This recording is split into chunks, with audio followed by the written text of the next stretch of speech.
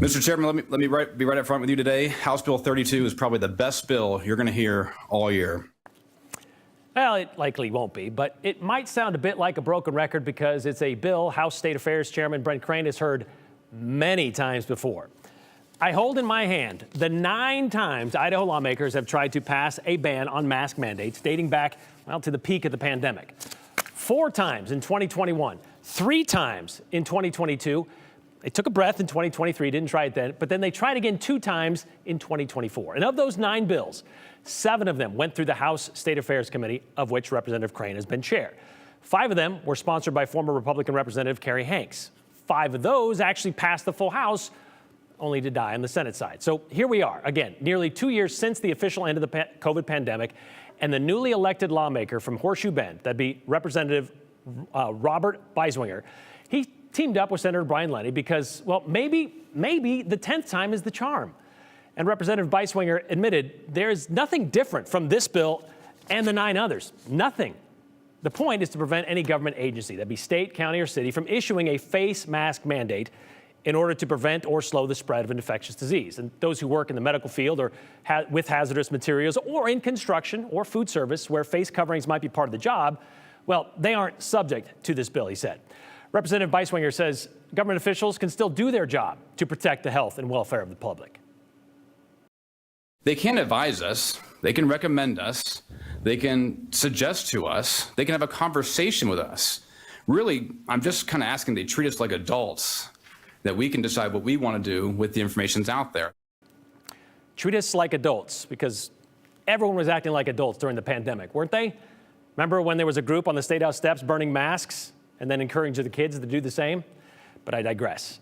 Representative Beiswinger went further to say the purpose of the bill is to prevent governments from enforcing mask mandates with fines and jail time, which was never a thing. I posted something up on Twitter, or X, I guess now, and he said that this is at a restaurant in Boise here, and they were threatened with jail time if they didn't enforce a mask mandate there, or $80,000 in fines against the restaurant. I would just guess that's a pretty serious fine for any restaurant. This claim might be something that would require some evidence, which was not presented, but it was on social media, so it must be true, right? However, you might remember we talked about this at the time. While several school districts across the state established mask mandates in their buildings, there was never, ever a statewide mask mandate. However, there was at one point in November of 2020, 10 counties and 7 cities that did have one.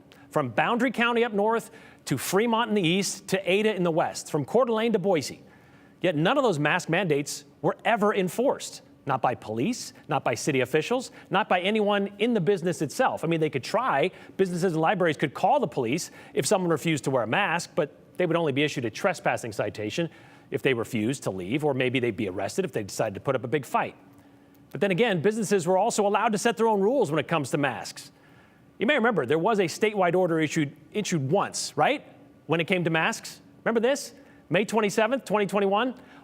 While Governor Brad Little was in Tennessee on governor business, then Lieutenant Governor Janice McGeachin signed an executive order banning mask mandates in Idaho, including schools.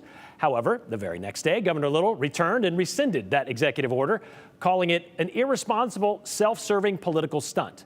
He pointed out that order, signed without warning while he was out of state, runs contrary to a basic conservative principle: the government closest to the people governs best, calling the action an over-the-top executive action that amounts to tyranny, something we all oppose, he said, which is what former lawmaker, now executive director of the Association of Idaho Cities, Kelly Packer, pointed out today. Her organization unanimously opposes House Bill 32.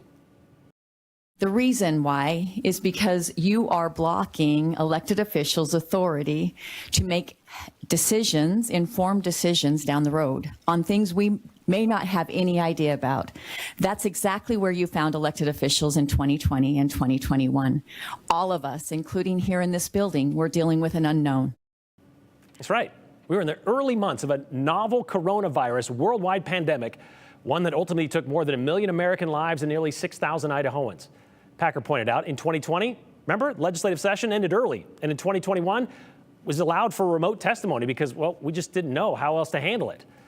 In hindsight, you could make an argument on the efficacy of masks, which we certainly heard today, including how they actually harm people, There were Bible verses being quoted, and there was repeating of conspiracy theories. But as Kelly Packer made clear, why, if faced with another such situation, would you want to limit the tools to fight it off, especially at the local level?